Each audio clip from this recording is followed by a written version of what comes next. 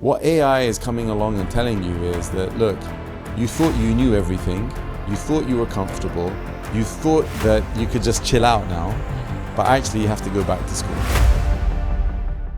While you put someone with 10 plus years of experience and you're taking someone rightly graduated with these bunch of tools hands-on, they are probably able to do much better than the senior who is not up to date. What will it mean for a company? AI will affect every level of the hierarchy. Is that anybody that is not willing to learn about AI, embrace AI, adapt to AI, is going to find themselves in a difficult position. Larger companies like Google or Amazon, so there also we see people are being removed, but other set of new talents are also being recruited with new skill sets and new capabilities. How these people who are prone to being removed can avoid that probably? I personally believe that the reason why Elon Musk bought Twitter and then fired everyone is because he thought to himself, this whole business could be run by AI. What is this potential of agentic AI and how can people leverage this? Like, let's say somebody who has already utilized ChatGPT and they have probably exploring as whatever we have spoke till now. What is next thing for somebody who's already using it? AI is finding applications in every industry now. You mentioned agriculture, it's finding its place in there. Manufacturing, it's finding its place there. If they are left unaddressed, they get in the way of AI transformation. In this episode of Dare to Begin podcast, we are with Fahed Bizzari, AI transformation strategist, thought leader, and a founder of Bilami Alden AI Consulting. With several years of hands-on experience with large language models and 2 decades of business leadership, I have a lot of interesting questions to ask Fahed, and Fahed brings a bold yet grounded perspective on how AI is reshaping the future of work, the services industry, and the large enterprises. We explored what the next decade holds for organization, how humans can stay relevant in this AI-first world, and why adaptability and agentic literacy are the new leadership currencies. If you're a founder, executive, or a professional wondering how to lead in this fast-changing landscape, this episode is for you. As someone building marketing, tech, and an AI-first consulting company, I see a deep alignment with Fahed's vision, and I am excited to learn from his journey and perspective through this podcast. Let's dive in. Hello, Fahed. Hi. Welcome to the show. Thank you. Thank you for having me. I met you last week, and I have really been inspired by the talk that you have given about how people became the most center point of this entire AI transformation that is happening. So I was curious to know more about you, and that's when I researched and we kind of got on a call and discussed, and here we are. So today I want to get deep into your perspective towards this entire journey of AI transformation. Sounds amazing. Let's dive in. Thank you. So first question is, I want to know how prepared are organizations in today's era? Because since we work with a lot of companies back in India and even in Dubai, this entire AI transformation thing, the kind of new tools that are coming in every single day, people are always in the fear of missing out rather than having like a preparation. So even services industries like us, a lot of my colleagues also, we have discussed about it. So from your perspective, working with a lot of companies in this transformation, can you let me know about how is the scenario right now? So first things first is that 99.9% of organizations are not prepared for AI at all. Okay, there's a term that is used in our field called AI readiness. Okay, and if you research historically, the term AI readiness began to arise around 2015, 2016. And ever since then, it's been going up. You can see the charts of the frequency that the words are being used has been going up, right? So the best way to understand this, first of all, that phrase came from the AI researchers themselves. Because today, you, me, all of these other enterprises, they're all living in the business world. But AI is being developed in research labs. So there are people that can see the future before the future comes. These are the AI researchers themselves. People like Sam Altman, they can clearly see where the tech is going to be 1, 2, 5 years from now. So the term AI readiness came from the AI researchers around 2015-16. At that time, many organizations began to respond to that call. So you can see really big companies that had big budgets and the impact was big for them. Companies like Amazon, Google, all of these big players, for them, they started to get ready for AI. What does AI readiness mean? AI readiness means, listen, in the future, AI is going to be released and it's going to be so sophisticated that it's going to change everything you understand about life. It's going to change everything you understand about work. You need to get ready for it. Before it comes, you need to get ready for it. And most people are busy doing other things. This is the big challenge that we have. And I don't know if you ever saw the Eisenhower matrix, which is this 2x2 grid where there is importance versus urgence. Okay. So urgent, they've got Q1 means it's important and it's urgent. Q2 means that it's important, but it's not urgent. Right. So AI readiness from 2016 all the way until the end of 2022 was important, but not urgent. Yeah. So most enterprises are, you'd be surprised how much pressure they have on the current quarter. Their pressure is on the current year, and the pressure within the current year is on the current quarter. They're not thinking about 6 years down the line. For that, you need to have boards and advisors and people in the background that are making sure that you have both the short term and the long term accounted for. But really, people thought that the developments that we have in AI now, people did not anticipate this until 2030, 2035. Mm-hmm. So there was time. But in actual fact, it came sooner than everybody expected. So most organizations are completely unprepared.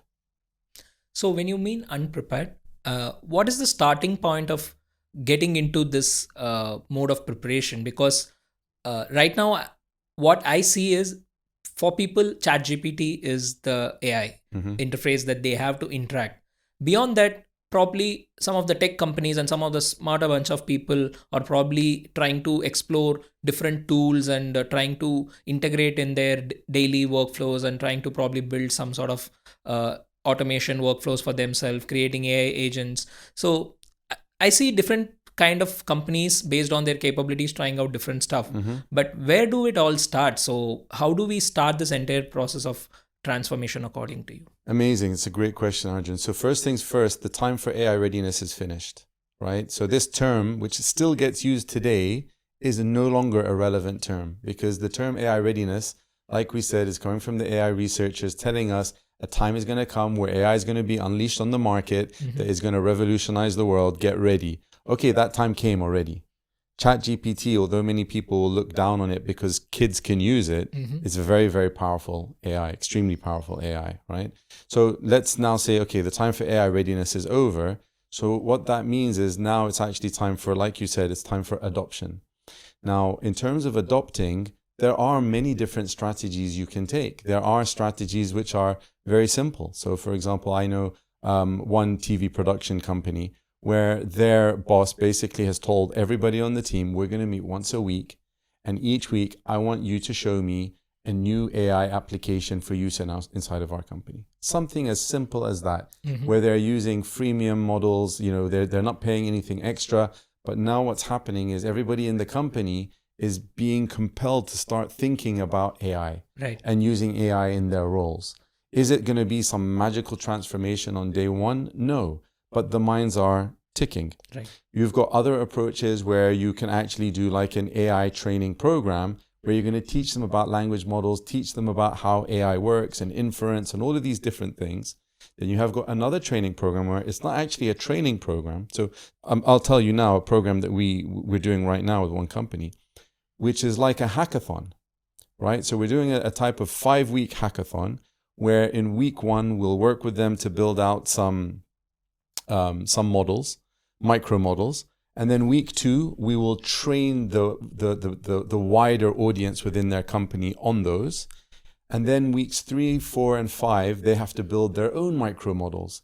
So now they're kind of being thrown in the deep end, but given the frameworks and the infrastructure they need to actually do things that otherwise they would think is impossible.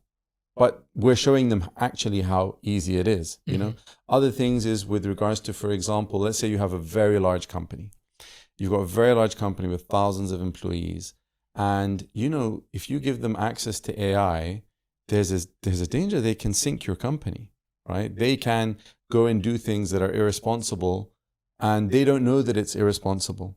So for this large organization, trying to do some type of big upskilling project on day one is not realistic.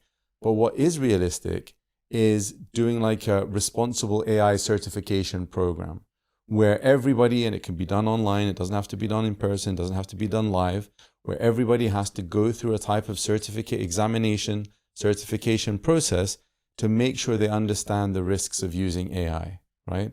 A lot of companies have blocked a lot of AI tools from their employees, right? Okay. And this is one of the solutions to that problem, where we say, okay, you're right, you should blacklist, you should block everybody, but don't make it a blanket block. Make it a blacklisting and a whitelisting. By default, everyone is blacklisted. Once they get certified that they know about responsible AI, then we can put them onto the whitelist because you know that they've been certified, and then run that again every year, every quarter, whatever you think is important to make sure that they are maintaining their understanding of what it means to use AI in a responsible way.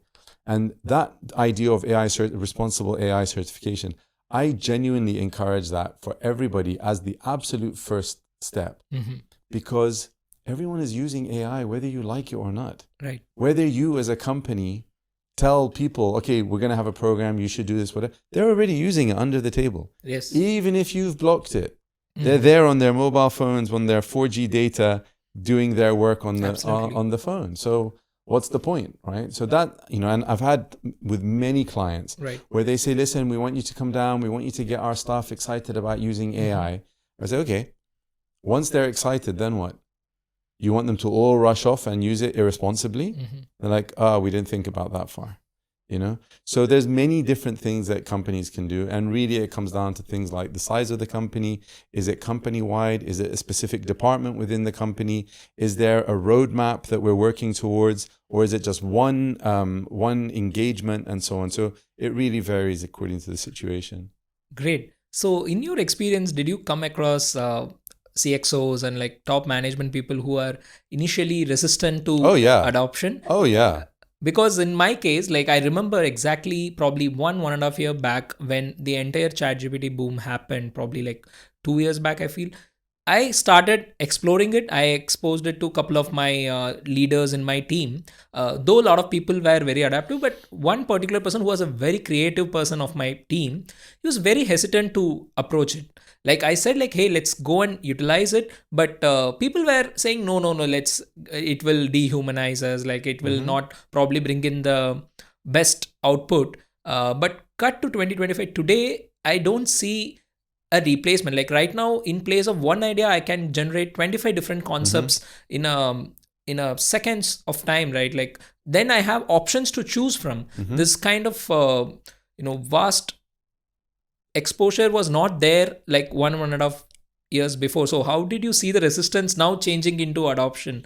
Amazing. So the first thing, just to give you some terminology to help you explain what you just did, is the difference between creation and curation.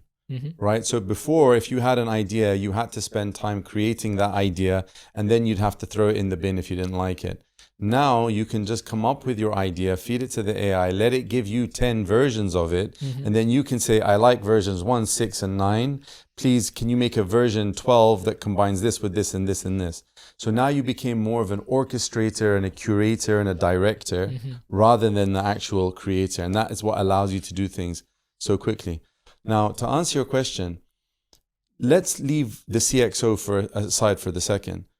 All human beings in the face of AI have permission and are allowed to feel anxious. All right? It's everybody's right to be scared of the fact that a new species has been created, and this species is actually more intelligent than us. Because the modern working environment, the knowledge era, that's what this was all about. Our era was we shifted away from physical manufacturing and physical, and now it became all about knowledge work. So all of our identities, I mean, you go and you meet somebody and you say, hi, my name is Fahed. The next question is like, what do you do? Right? What do you do? And The answer to that question is my work. So people's identities have been connected to their work now for decades. And now there's this idea that this species is coming in, and there's this possibility that they're going to start dismantling my career. They're going to dismantle my work. They're going to dismantle my position, my role, my title. Mm-hmm. So all human beings have a right to feel anxious about it, right? Of course, you have to now do something about it. Mm-hmm. You can't just stay in that state of anxiety indefinitely, right? Now let's go back to the leadership. The challenge with leadership is how we started our conversation, is that leaders are under pressure for the current year and the current quarter. Okay. Right? So unless we are presenting AI to them as something that can deliver immediate results for them today, that can help them with their current quarter goals and their current year goals, by default, they see it as a distraction. And I've heard this from some of the most senior leaders in some of the most biggest branded companies that you can think of, because they themselves are being measured according to their performance. They're not being measured by their ability to create a sustainable company that lasts 20 years. They have their own KPIs. For that quarter. For that, exactly. For that year, in that role, in that quarter. You know what I mean? Yeah. So that's the first thing, is they looked at it like that. The second thing is that AI has this kind of mysterious aura to it, where people don't actually understand what the hell is going on. Like, how did it do that? Why did it do that? Okay, how did it go to all these databases and produce these results? And, something that would have taken me 3 hours, it takes 3 minutes. And the natural response from people that don't understand something is to just stay away from it. Do you know what I mean? And people prefer to stay in what they know and what they're comfortable with, rather than venture into a new world. And especially if you're in your 40s, your 50s, your 60s, what AI is coming along and telling you is that, look, you thought you knew everything. You thought you were comfortable. You thought that you could just chill out now, but actually you have to go back to school. Right. And nobody wants to go back to school. By default, nobody wants to go back to school. True. So there's lots of reasons why there is that type of resistance. And another reason, which I've seen many times, is we just spent 3 years building out some amazing plan. We're just about to press launch. We're just about to execute it. And now you're telling us that maybe the last 3 years was a waste of time and money. Right. And so people would rather go into this state of denial because that means I have to lose everything I built over the last 3 years. So there are many of these factors. And if they are left unaddressed, they get in the way of AI transformation. Amazing. So I have 2 questions in my mind. So you said like the state of denial, and everybody has to go back to the school and start being curious to learn something new. So what I have observed, like in traditional companies, there are several layers of hierarchy. But today the hierarchy is being broken, because you can add on to this. I have seen, especially in the last 1 year, when I was recruiting for senior roles, I have seen a very clear lack of updation in terms of the new tools, especially in the art direction role or in the design role or even in the senior developers role. So while you put someone with 10 plus years of experience and you're taking someone rightly graduated with these bunch of tools hands-on, they are probably able to do much better than the senior who is not up to date. So now what does it mean? So what does actual hierarchy mean? Like, how do we see organization match to this particular rapid change? Like, what if an intern coming in is much more capable than somebody probably sitting on the top in terms of knowledge, in terms of output, in terms of utilizing the new tools to give better output? Because I see this happening, and because across the hierarchy, the pay varies, the experience varies. And I was also curious to know where the human experience comes into play and where this particular young champ with a bunch of tools are able to do. Do you think whatever experience that they have gained across 10 years of time is ChatGPT can give, or any tool can give it 100% for someone coming inside new? So what the new type of hierarchy is going to be?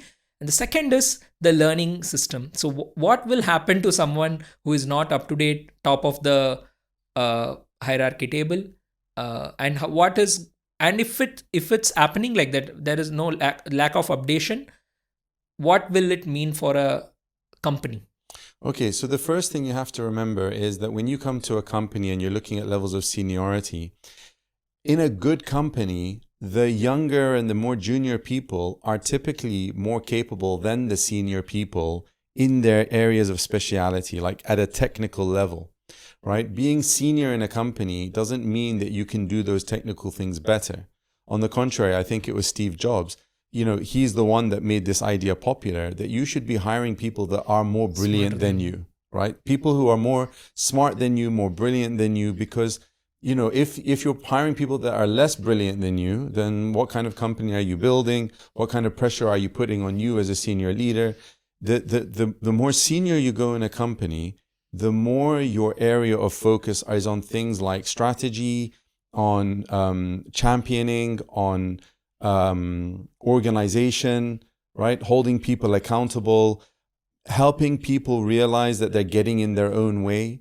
Because sometimes you can get involved in your work, like, developers, as an example, could spend 1 week to solve a problem that adds 1% value, or 1 week for something that could be fixed in 5 minutes. And sometimes you need a more senior person to just come on top of them and say, look, you're wasting too much time on this. You need to either find a solution or move on. But if you left him alone, or her, she would spend a whole week. Mm-hmm. So the level of seniority is not necessarily to do with technical capabilities. And very often the CEO of a company, maybe he doesn't even know 95% of all of these things. All he knows is how to keep people accountable, how to strategize, how to make sense, how to deal with, huge fires, because the small fires should be dealt by somebody else, and so on.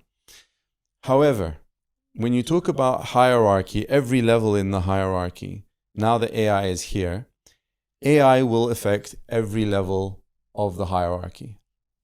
And the principle remains the same at all hierarchical levels, is that anybody that is not willing to learn about AI, embrace AI, adapt to AI, is going to find themselves in a difficult position, especially compared to somebody else that can work with AI and has embraced AI and so on, So in my company, probably in your company as well, and it's going to be rising more and more everywhere, is that as people are recruiting, AI is going to be a really important set of criteria, that we don't want to hire people that don't use AI. In the first year, people didn't want to work with people that used AI. Like if you went to any of the job boards or anything like that, be like, we don't want people using AI. It's like, okay, it's your loss. But now it's like, we want to understand your ability to use AI. And that will affect every level of the hierarchy. Now, what's expected at every level is different.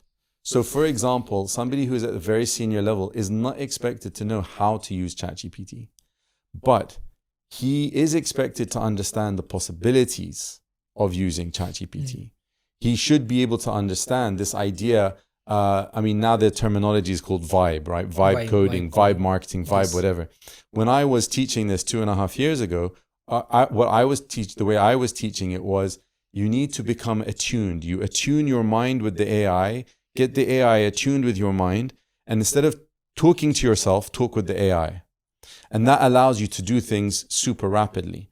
So senior leaders need to understand that concept, even if they are not doing it on a daily basis. And I think for them, it's not just about understanding it like from a presentation. They need to have experimented with it themselves.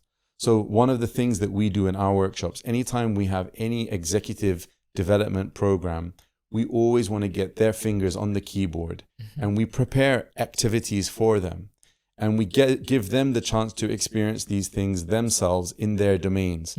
So if we have a CFO, we'll prepare some activities that are finance related.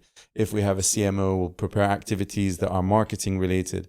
We get them to talk with the AI. We'll put an AI in front of them. Earlier on, you were talking about Hey Gen and so on. Yes. So there are AIs now, which I forgot the name of it, where you can actually speak with the AI face to face, so it's I think HeyGen has this as well, actually, which is like the live avatar, Right. So they can experience it viscerally, emotionally. So they'll be like, okay, yeah, all right, this is scary, but this is serious. Right. All right, we need to up our AI game in our company. Otherwise somebody else will be. So the guys at the top, they don't have to know how to do it and the best practices and the hacks and the tools and projects versus a GPT. And they don't need to know all of that. But they just do need to know that we're now in the era of rapid movement, rapid creation, rapid everything, and the ability to maintain consistent like they have to have that awareness. You know what I mean? So a young person, now to answer the question, one of the questions, so a young person that comes along might be a great technician. They might be a great, email newsletter person. They might be a great videographer, and they can do all of these things super quick. If the senior persons that they report to don't understand all of this, there's going to be a disconnect. Exactly. All right. And one of the big problems of that disconnect is that the senior person is not going to appreciate him. So don't be surprised if he ends up leaving you to go somewhere else. And then the other thing is the expectations and the value and the conversations. The senior person won't be saying to him, hey, how did you use AI in this? Hey, show me, what did you do with the AI? So that the young person can feel. I've got one guy in my company. He wants to be recognized. He wants me to see the things that he's doing, and he wants to be acknowledged. I get that. That's a very natural human thing, right? So if the senior person doesn't care about these things, he's not going to be able to reward that person for doing them, and he's not going to be able to punish that person for not doing them. Right. There's a disconnect. So senior leaders absolutely need to be upskilled in terms of understanding, in terms of emotions, and some basic skills and so on, to make sure that at every level of the hierarchy, everybody's AI literacy is going up, not just these junior people. Great. So there is a combination of both artificial intelligence and human intelligence in the organization. So I can say, with whatever you have said, while the junior person or the most newest member or the technical on-ground people should explore the lot of tools in terms of execution, while they orchestrate the AI tools, the people on the top should orchestrate the team and the emotions behind it. Yeah, absolutely. That's the whole point of leadership. If you just imagine like one of those old films where their two armies are coming together, you see that the leader of the army is at the back. And he's saying, okay, you guys go there. Okay, you guys come back, put the flag, because they have the big picture of things. They have the big picture. They know what they're delivering as a company. They know the vision of the company, where they need to get to, and so on. And the people who are delivering on the ground, it's a different micro battle. Great. So tell me a bit about how this transformation can happen, because I'm very clear that this is not just a training of a ChatGPT or a 10 other tools. So like, let's say the way a junior person in the team, probably when they're getting exposed to tools and to do things, how the top level management probably can adapt in a broader level, how they can see a broader picture. Because I remember pitching for my enterprise clients back in India, in order to prepare one pitch for my client. Like, let's say I go and propose a series of ideas by researching the entire industry category. I usually take 5 to 7 working days. That's what we pitch to our clients, in order to put together a lot of things, and then we go on a presentation and then we pitch our ideas and all.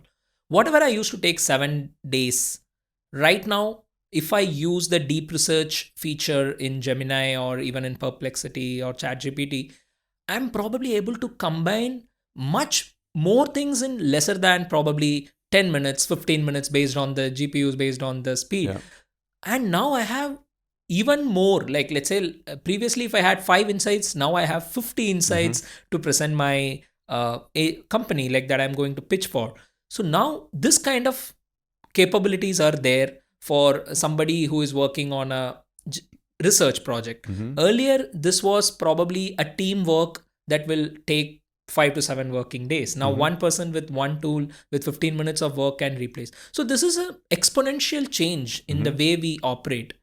how do we get prepared for it? Like I'm sure this is not just about a tool, but it's about the entire perception of this scenario. So can you share a bit about your experience of probably working with senior people? What was the approach?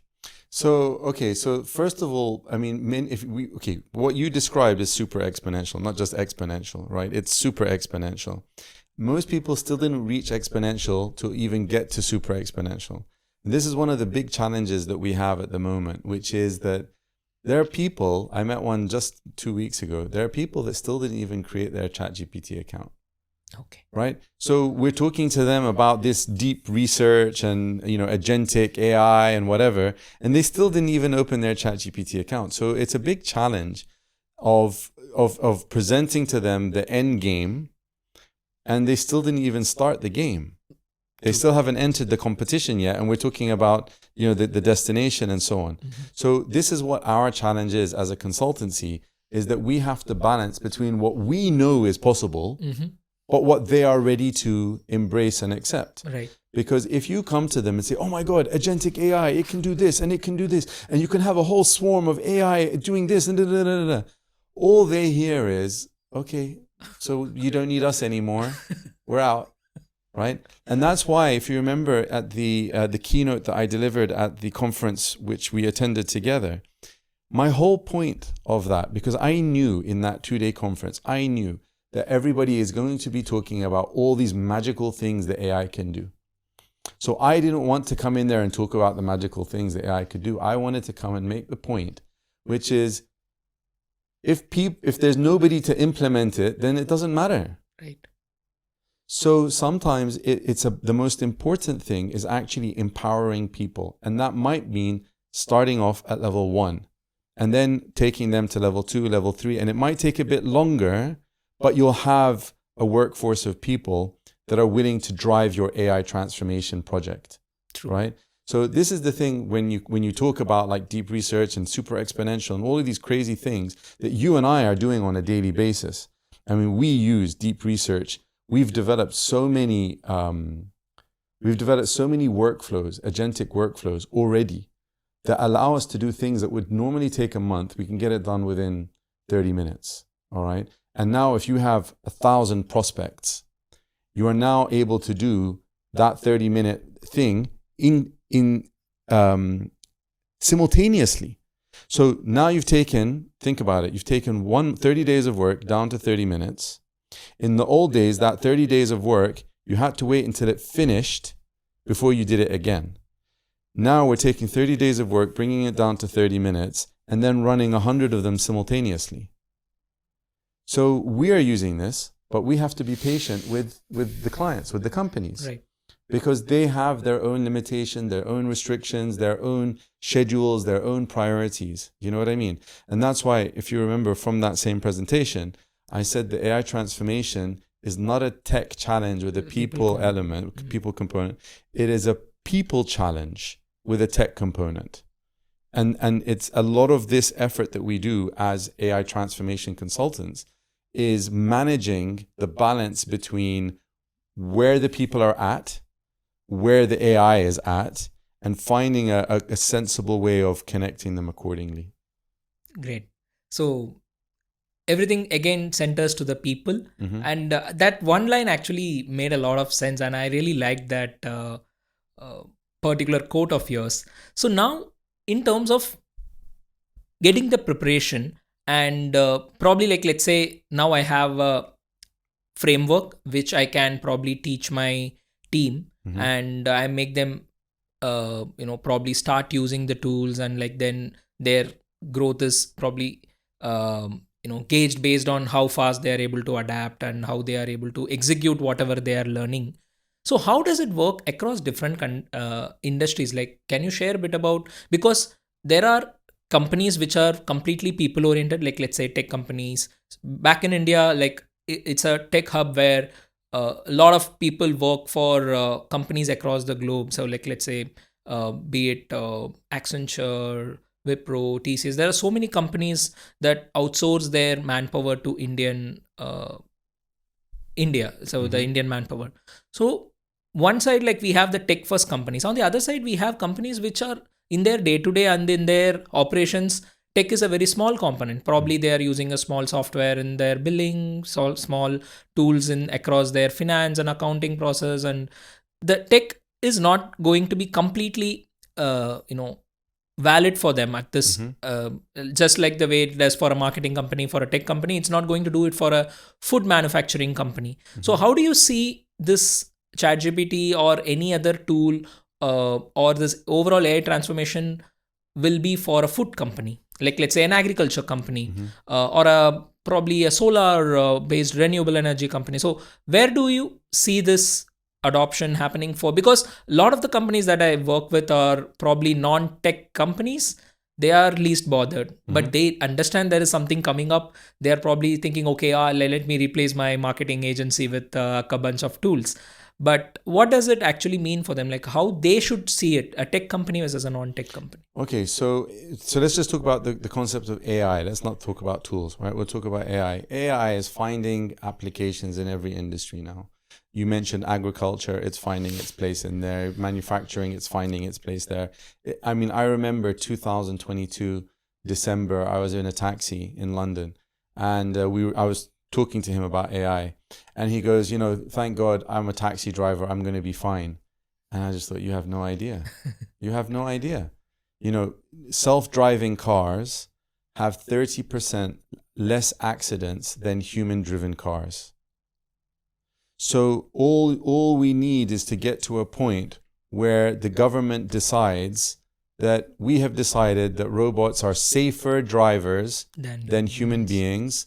So therefore, we're going to make a law that all cars should be, and that's it. There you go. In one minute, all taxi businesses are falling apart. Even now in America, there is truck services, logistic services with self-driving trucks now. The trucks are taking the goods from A to B with no driver.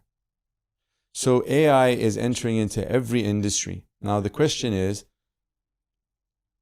how urgent is it for you in your city, in your location, in your industry? People, they often ask me this question, like, how soon will we get to the stage where AI will do everything and I should be scared? And I said, look, it varies from place to place, time to time, business to business. So for example, in New York or California, salaries are extremely high, right? The cost of real estate there is really high. So the cost of those companies in those cities is really high. True. So those companies are under immediate pressure that, oh my God, if we use AI, we could save tens of millions or hundreds of millions of dollars. Whereas that company that sells, I don't know, plastic bags with a factory somewhere in India, and they're using manual labor, and the manual labor is very cheap, and they're like, okay, we don't care. We don't care. Even if that guy in America starts using AI to do all of these things, he still can't compete with us. We don't care. That's their choice. Do you know what I mean? So it will happen stage by stage, and for some people, it may never affect them. I mean, I know a company in 2021, they were still using a typewriter. And they were making millions of dollars a year. In 2021, they're doing typewriter, but they're making millions of dollars. So they don't care. They didn't care. They didn't care to have a computer. They didn't care to have a website. I mean, now the company is struggling like hell. It was obvious to us that day would come, but they managed to last until 2021. You know what I mean? Yeah. So it's not going to be for everybody. Right. You know what I mean? And we shouldn't have that mindset that everybody needs this, because in reality, I mean, there's a guy who just lives with his cows somewhere, and he doesn't even have a computer. True. You know what I mean? So we have to think really about, I reached this conclusion that, first of all, not everybody is, if AI is coming in, it's separating, it's going to make a big separation in the world of the people who work with it and the people who don't. My area of focus, and I made this decision, and I advise other people also to make this decision, people who are involved in doing this as a business, is to focus on those industries and those organizations and those people that have to move over, and don't worry too much about everybody else. You know what I mean? I'll tell you, my daughter, I've got a 16-year-old daughter. She's an artist. She's such a talented artist. I don't want her going anywhere near AI. I just keep her away from it, because I want her to build her artistic capability as an individual without any of that. Later on, if she now wants to use it as an extra tool of expression, or like you said, to come up with 10 ideas and then curate, okay, fine. But let's cultivate her natural, intrinsic, artistic ability without this, getting in the way. So it varies, Arjun. It varies person to person, place to place, industry to industry, company size, big, small. Like it really varies. Again, it goes back to that people component. People. So because one of the other speakers I interacted with during the session, so he mentioned that there are, he was very surprised to see in a multi-million-dollar company, when he went for a meeting, he got into the lift and he was about to press, and he saw somebody was sitting there just to operate the lift, because there are multiple different roles that are already outdated, but still people are using it. As you mentioned, typewriter as an example. It doesn't mean that a lot of people have to change till the time it makes a business sense for them. Is that what everything narrowed down to? Like what exactly my ROI based on my investment that I'm making? Exactly. Especially when you're looking at the cost of labor. I mean, that guy in the elevator pressing the buttons, if he only costs a couple of $100s a month and it costs $50,000 to replace the elevators, if they're looking at it through that simple black and white language, they're like, yeah, let's just keep the guy there. You know what I mean? And, that's how they look at it. And what can you do? Great. So now let's get into the people side of things. Like we spoke about how organizations should go. What should the people side of things, like let's say I'm an employee and I have no clue, and I'm probably in that one of the fear of missing out this entire transformation. So how do they approach their daily? Like what is the change? Like is it just about starting to use a tool like ChatGPT and like exploring it? How they should change? Because for the last 20 years or the last 10 years, I have been doing my day to day in a much different way. So now suddenly there is some new thing happening and I have to change the way I operate my entire day. So where the change should start for an individual?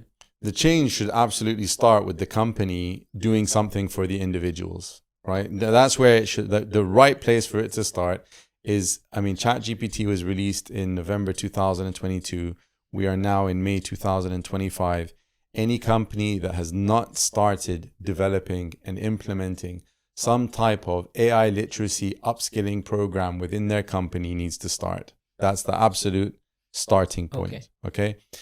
But let's just imagine that hasn't happened and the guy or the lady is sitting in the position and is thinking about this, right? So at this point, the person needs to realize that they are responsible for themselves. I've heard people say this to me, that my boss doesn't need me to learn AI, so I'm fine. No, you're not fine. Because if your boss doesn't want you to learn AI, it means he or she doesn't understand AI. And eventually AI will catch up with the boss. And when the AI catches up with the boss, they'll be confronted with a couple of situations. And one of the situations is, should we upskill our team? Or should we buy this software that is being sold to us by this company? This company has come along and said, okay, you've got 20 marketers in your team. We have developed this thing called marketing AI that can take your team from 20 down to 2. So for 2, 3, 4 years, your boss was telling you, I don't need you to learn AI. It's fine. You're good. Just keep on doing the work that you've done.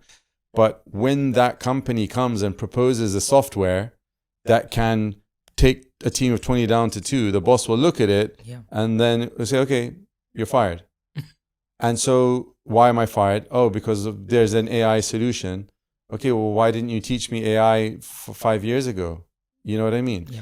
So everybody has to take responsibility for themselves. Now, we have a framework which we call the 5 levels of AI empowerment. So when we say put people first, what we're telling business leaders is the top levels, L4 and L5, means that you as a company are building your own AI systems. You have your own integrated AIs, like everybody has access to all of these different things and internal chatbots and, a sophisticated system. But for you to get there as a company, you need to have your people on board. And to get your people on board, you have to empower them with L1, L2, L3. So you can imagine L1, 2, 3 feeds into L4 and L5. Okay. A person can take responsibility for their own L1, L2, L3, right? They can take responsibility themselves. And what I advise is a few things. Anybody, whether they're an employee or whether they're a business owner, whoever, they say to me, look, Fahed, what should I do? I say, the first thing you should do is a deep dive in how AI has already affected your role globally. So we're not talking about your role within that company, your role globally. So if, for example, you are a videographer, how has AI affected videography globally? And the way you do that, earlier on, going back to the topic of deep research, is to go to Perplexity.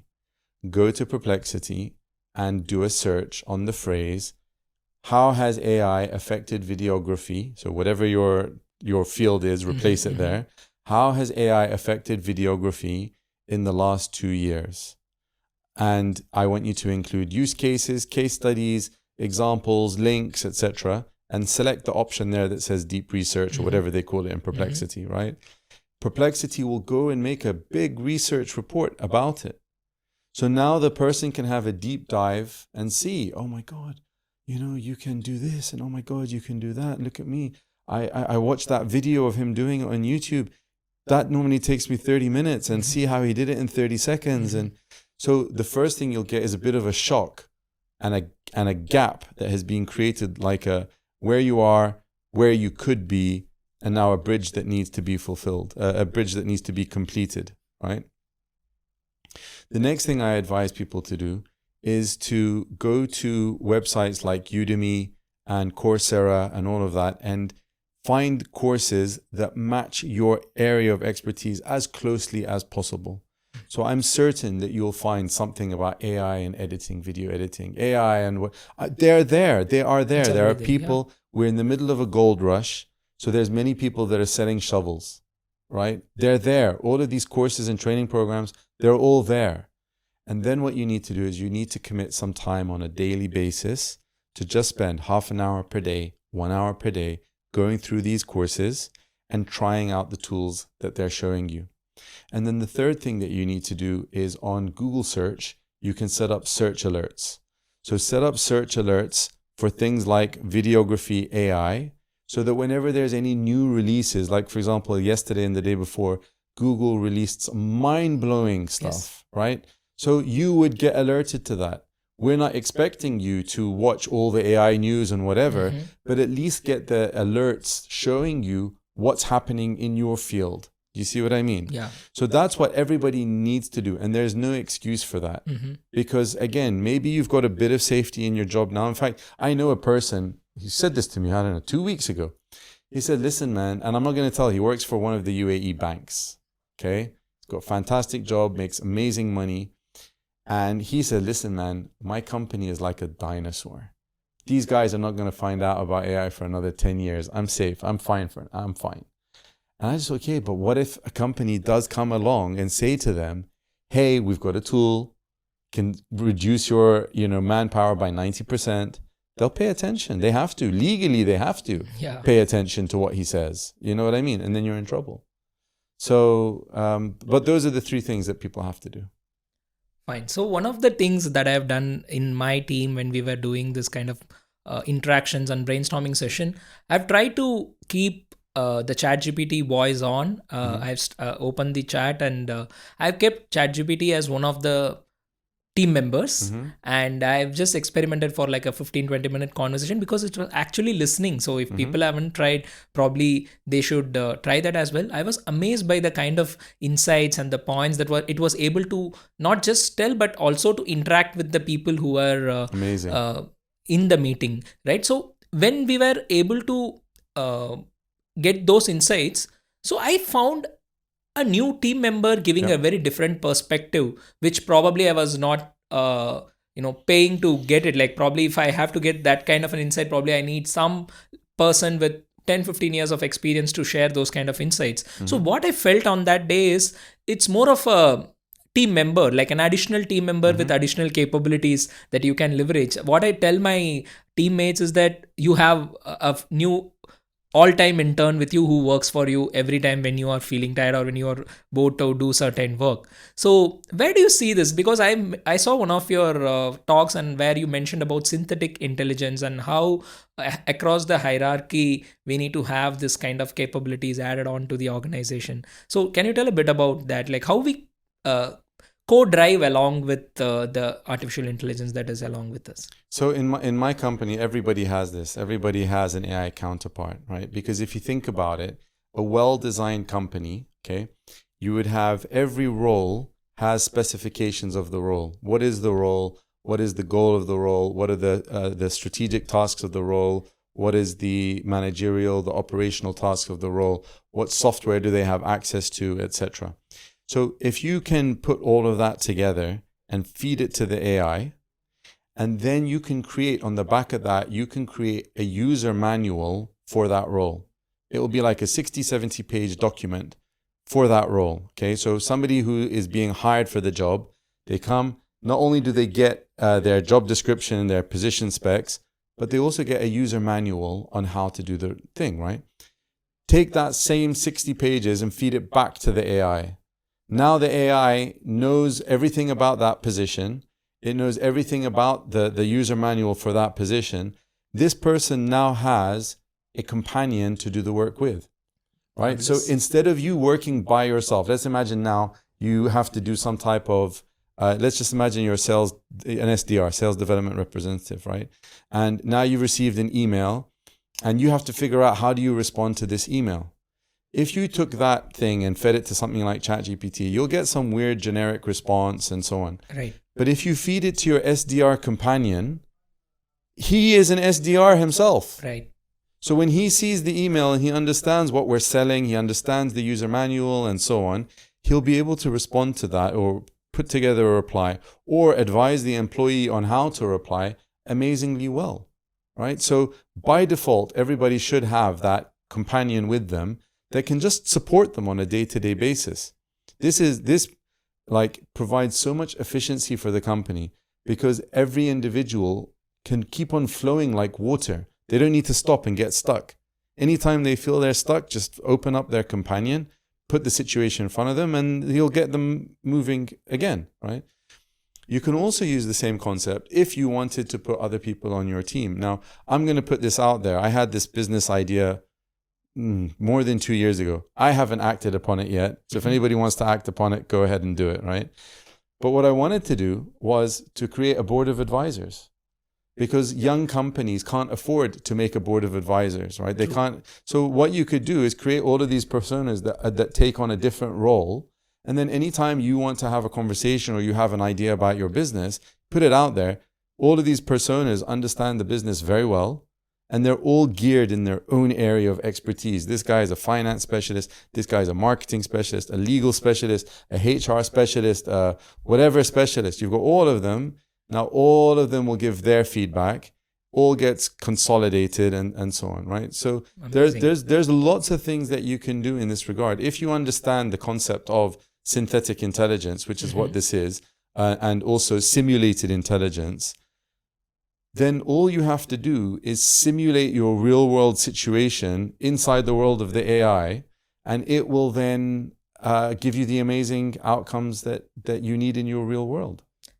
Amazing. So this is a very new perspective to look at how we can probably make a Avenger team for you to do everything that you want to execute. Yeah, absolutely. I mean, I wish I could show you, right? So myself, when I'm using a general purpose AI, I have an army of people, avatars, right? And so, for example, I'll be like, okay, Andrew, can you take a look at this? All right, fantastic. Steve, this is what Andrew said. What do you think? So that's my daily operation. That's a daily me personally when I'm working on my own task. Right. That's how I'm doing it. And whenever I do that, I just think to myself, well, I try to remember the old days, Okay. right? And I just think, my God, if I needed to do this in the old days, what I would have done was I would have sent an email and I would have said, Andrew, can you take a look? I mean, God knows when Andrew is going to reply. Andrew might not reply for another week. Right. And when he does reply, he might just say, yeah, looks good. Whereas my virtual, my AI Andrew will look at it instantly. And then I can say, okay, so what do I need to change? And Andrew will tell me immediately. And then I can say, okay, Andrew, can you change it for me? So not only am I getting an instant reply, I'm getting instant guidance, and he'll even do the guidance for me. So I have that Avengers team. They all have faces. They all have names. You know, I've got, Devin, the developmental editor. Amazing. I've got Ivan, the interpersonal communicator. I have all of them, and they all have faces, which of course we generated through AI. And it's just a different working experience. Amazing.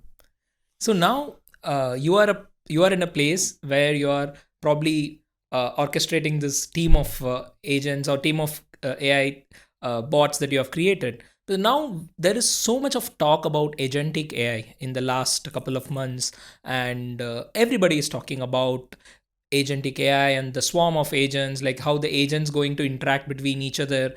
And like, let's say now we are in a beginning stage where we are talking and or probably giving, as you said, people are yet to create the ChatGPT, but on the other side, there are a lot of agents being built for every single task out there.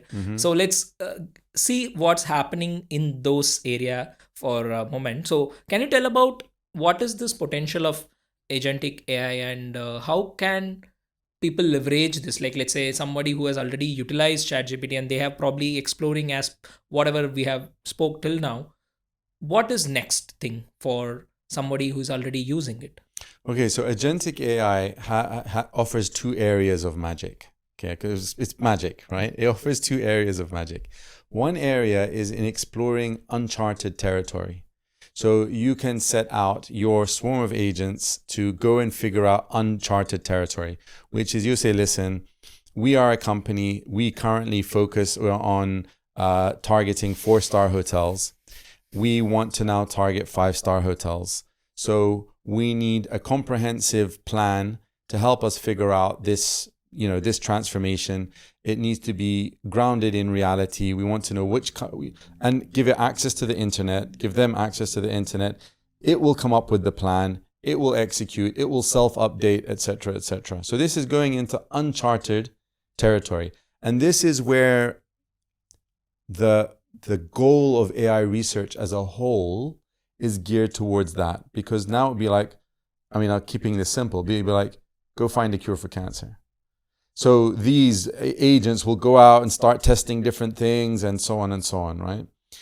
Now let's leave uncharted territory and let's just come back to our current scenarios, whereby we have processes. At the moment, we're using AI workers to do it, but now we can actually create a type of agentic workflow whereby we create one orchestrator agent who has the rubric, he has the standards, he has the expectations, and he has the freedom to create all of these other agents and these swarms to get things done. So our main focus of attention now becomes on the orchestrator, because all we need to communicate to him is what's our goal, what's our context, what's our goal, what are the standards that need to be met, what are the tools that you have access to, go to town. And of course, it's incredible. You know, something like that is incredible. So where do the human intervention comes in? It's like, and now since these kind of huge capabilities are there with the computer and the systems that we use, how the human intervention is going to play a key role, and where do we create the checkpoints? And I feel that's where the processes are very important for especially the larger enterprises. As you initially mentioned, this can probably take a wrong turn as well. Like if something bad happens, then it probably can affect them in a very bad way, especially the publicly listed companies. I feel they have a lot of protocols that in every stage they ensure that there is nothing wrong that is going publicly. Like let's say I've seen companies, because of their one tweet, their share values completely dropped in that particular week. So there are very critical things that people have to create checkpoints. So this comes to the talk about ethics. the anti-piracy management and the overall, the way how we are going to manage this entire compliances around, which are in the physical world. But in the AI world, we need new terms, new type of protocols to protect ourselves from any kind of damage that would happen for this. So what do you see there, like how those preparation should be done for the companies? So I think, Arjun, you had two questions there, right? One question is the role of people, and then the other question was about these kind of checkpoints and human in the loop and so on, right?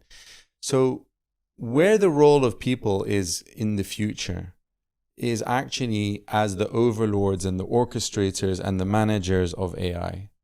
Because if this AI is now more intelligent than us, it's like, why are we trying to compete with it?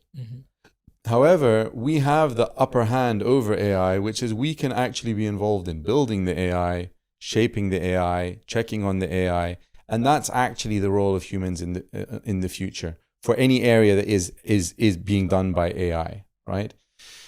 So, and it is very fulfilling. It's very fulfilling to sit down and put together an AI-enabled process and then watch it run and watch it do what previously took you 30 days, watch it do in 30 days, and now you're free to do the same thing for 1,000 clients. Like, it's really fulfilling and really rewarding to be able to do such powerful things in your hands, right?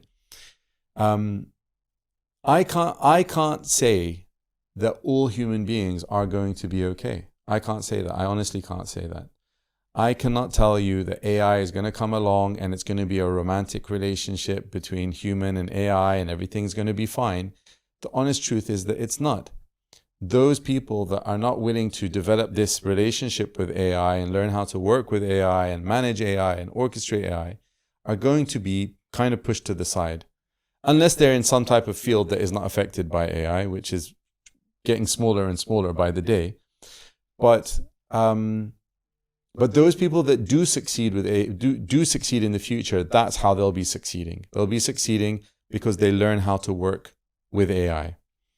With regards to the concept of checkpoints, there's two things. First of all, when you say, like, somebody needs to check that tweet is not bad, okay, why can't an AI do that?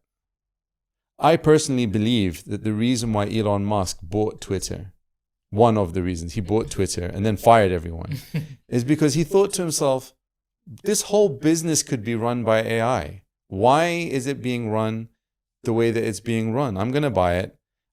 We don't need, like, even Facebook and Twitter, they both fired their whole, like, what was the name of that team? The team that does all the censoring. Like, why do you need it? You just need a rubric that says, can't be like this, can't be like that, and then run every tweet through that to make sure that it's good to go live, But for now, those systems are not robust. So what you want is, you've got the human in the loop, you've got the AI, and it does a process, and at the end of the process, the AI should conclude green light or red light. Mm-hmm. If it's a red light, go back and keep on doing it until you get to a green light. Right. Okay, green light, now the human checks. If the human checks 100 scenarios and the human agrees it's a green light and the AI is a green light, 100 scenarios, then what's the need for the human in the loop at that stage anymore? You don't need it anymore. Now it can go on an automated basis. Do you know what I mean? Right. So that's the overall, even in the case of Agentic AI. I remember 2024 telling audiences that I am not looking forward to Agentic AI. I'm not. Mm-hmm. This is me in 2024. Mm-hmm. I'm not looking forward to it because I have a high work ethic. I've studied, I've worked for 25 years. I've got my own way of looking at the world. I've got my own way of doing things. And now you're telling me that I'm going to pass it on to a swarm of agents that are going to figure things out by themselves. And I don't know, are they going to be aligned with me, misaligned with me? I remember I tested the OpenAI reasoning model the day it was released last year. I had like a private access and I tested it. And, it shows you its thinking process. So one of the lines in the thinking process was checking for alignment with OpenAI principles. And I just thought, what? I don't care about OpenAI principles. I care about my principles. You're supposed to be aligned with me, not with your boss. I'm the boss, not OpenAI. Yeah. And that was, I was put off completely by this as a concept. But with open source and so on, you can bypass all of that. And if you are very clear about your rubric, then it will be aligned with you. Right. And then you can give it freedom. Like, let's just imagine you came to work for me and I just gave you a rubric. And I said, Arjun, listen, you've got complete freedom, however you want to do it work, but just make sure that you comply with this rubric. You'd love that because now you can become your own boss. You have that freedom and so on. So it's the same thing with having a swarm of agents, as long as they have the rubric. Great. So now in terms of inclusion, like in terms of like how the senior management should treat the adoption, like let's say a lot of people are worried about the fact that whether they are going to lose their job, because as you mentioned, a lot of larger companies are wiping out their low performing team members and stuff like that we often see those news coming in. How do we avoid that? Like, let's say, because definitely for people on the top of the management, they will be worried about profitability and irrespective of the size and scale which they are. But I'm worried about this bunch of people who are losing their jobs day in, day out. So how do we adapt to this situation, and like what can make those people prepare themselves? So is it inevitable that a lot of people will see their jobs being lost, or how they can protect their jobs? Like, do they have to do something even in, like, let's say larger companies like Google or Amazon? So there also we see this they are removed. What I have seen is people are being removed, but other set of new talents are also being recruited because with new skill sets and new capabilities. So how these people who are prone to being removed can avoid that probably in the coming future? So AI is not taking away jobs, right? AI is changing jobs. AI is changing work. This is why we call it the future of work. AI is coming along and saying, okay, your job, let's say, for example, you had 100 tasks. Now 70% of those tasks can be done by AI. Why do we have a job now with those 70 tasks when AI can do those 70 tasks? But we still have 30. There are still 30 tasks that AI can't do. So AI is coming along. The whole introduction of AI is changing roles. And then once you start to change those roles, now it starts to change the structures of departments and so on, right? So if somebody wants to stay relevant in the modern world, the number one key to that is embracing AI, because every company has to go through AI transformation. Let's just imagine you as a boss. If you're now doing AI transformation and there are two people inside the company, one of them is using AI and one of them is not using AI, which one are you going to keep? The one who is using AI. All right. Most probably. Now imagine, most probably, that's a good point. Now imagine that there are two people who are using AI, okay? But one of them keeps on coming forward and says, boss, why don't we do this with AI? Boss, why don't we do that with AI? Boss, you know what I was thinking? That software that you were going to buy from them, we can all do that with ChatGPT. We don't need to spend $300 a month with them or whatever, right? Now you have a choice between the guy who's using AI but doesn't talk like that and the guy who's using AI and does talk like that. Who's the guy you're going to keep? Obviously, the guy who's talking like that, right? So if people want to maintain their relevance in the era of AI, they have to align themselves with the reality that AI transformation is happening. If they stay misaligned with that, then they're going to end up pushed off the side of the table. As long as you're staying aligned with the reality of AI transformation and you're not holding on to these things like, oh, I don't like the way AI is changing humanity, and I get it. Right. I also don't like it. Right. But as an individual in my personal life on Saturdays and Sundays is different to me now working in a company that pays my salary, that does care about AI transformation. It's a bit like, for example, social responsibility or this, all of this kind of like inclusion and whatever. Okay, maybe in your personal life, you don't believe in those things. Maybe in your personal life, you don't believe in homosexuality. Okay, fine. That's you on the weekends. Keep it to yourself. But in the company, if the company cares about inclusivity, etc., Get with the program. Otherwise, don't be surprised if you're left out in the cold. Right. You know what I mean? So the main point is that AI transformation is here. Remember, we started our conversation today talking about AI readiness. Yes. And we said the call for AI readiness was all the way up until November 2022. After that, it's no longer about being ready. Now it's about transforming. True. So every company has to go with it, whether they have started or not, whether they realize or not, whether they are prioritizing or not. Every company has to transform. And the closer you align yourself with that transformation, the better chance you have, not just to keep your job, but to be even more valuable to your company. Absolutely. So curiosity became like a center point. Absolutely. Because a lot of people who were not updating them, because there was no demand of like constant upgradation. Because if you go back and see, take an example of a bank or something, probably for the last 20 years, the cashier is probably doing the same routine job for the last 20 years. But right now, with integration of some new things, his entire role is going to be evolved. And I was very happy the way you gave two examples. Two people are using AI, but the one person is probably even more curious to bring up more inputs for the company, which makes him probably irreplaceable resource for the company in the future. So I feel even in the era where there was no requirement for this constant upgradation, this curiosity probably was not great point of consideration. But right now it becomes like a necessity that everybody in the team needs to do something, so that actually brings the companies to the edge of the seat and constantly innovate. So I feel when every individual in the company is driven towards that, probably it ends up giving better growth for the company. Yeah, absolutely. We had a very long conversation.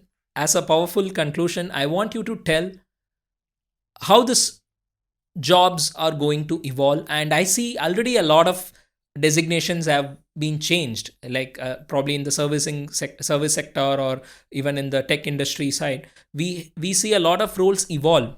And how do you see this jobs being disappeared but new jobs being evolved in the upcoming years? And what is that one critical thing every individual should take back from this conversation in order to be always ready and probably give their best? Okay, so yeah, absolutely. Now we throughout our conversation we talked about this new species and so on, right? This new intelligence. So there is a whole world of jobs now coming up related to building this intelligence, managing this intelligence, orchestrating this intelligence, etc. Right? So anything pretty much AI related is this whole new world of jobs. New. Then you have a whole lot of jobs now which are existing jobs but are changing. So you will start to see, for example, that previously maybe there might have been 3 jobs, separated. Maybe now those 3 jobs will be combined because now one person can do all 3 with the help of AI, right? So there's different ways in which jobs are changing. But leaving the jobs aside, if we want to talk about what do people need, the most important qualities that people need for this period of time that we're going into now, one of them is learning, the ability to keep learning. A lot of people graduated from university and they have it in their mind that my period of learning is done. Anybody with that mindset is going to be left behind because we are now entering into a new world. So if you're not willing to learn about the new world and how to succeed in the new world, your current learning has been deprecated. It's now old, it's outdated. So you better have this idea of continuously learning. You might be asked, let's say, for example, now your job changes, you might have to learn new roles. You graduate from university, you're now entering into a world that is your university did not prepare you for. Exactly. But so what's required of you is to learn. And this is a big, big, big problem with university students that are using AI to cheat their way through university. The whole point of university, so GCSEs, you're learning how to learn. and then you take that to your A levels, and then you learn, and you keep on, and then you take that to your university, and then you take that to the real world. If as a student you are cheating your way through your studies, you're not learning how to learn. Which means when you enter in this new world that they didn't prepare you for, you don't know how to learn and update yourself to disaster. Okay? So that's the first thing, is learn. The second thing is being able to work with AI. Get comfortable treating AI as a friend. Get comfortable treating AI as a buddy. Get comfortable treating AI as an ally, as a companion. Share your problems with it. Share your challenges. Share your goals. Have conversations about life. Have conversations about, romance, whatever. Like, get comfortable conversing with it as though it was your new best friend. Right. And then the third thing, which is critical thinking, is don't accept everything it gives you just like that. Think about it. Argue with it. Like I argue with my AI, and I'll say to it, I'm vetoing your opinion. I want you to do X, Y, Z. Mm-hmm. And the AI will say to me, oh, it's good that you veto it. This is actually, I'm going to go with what you said. Mm-hmm. You know what I mean? So to recap those three things, the first one is learning and the love of learning, lifelong learning, continuous learning. The second one is getting comfortable working, talking, conversing with AI. And then the third one is critical thinking, so that you don't accept what it gives you as though it's, come from God. You know what I mean? Amazing. Thank you so much, Fahed. So I personally took a lot of interesting points that I'll take away and probably share with my team. Thank you so much for such an insightful conversation, and looking forward to have more such in-depth conversation probably sometime again soon. With pleasure. Thank you, Arjun. Thank you so much.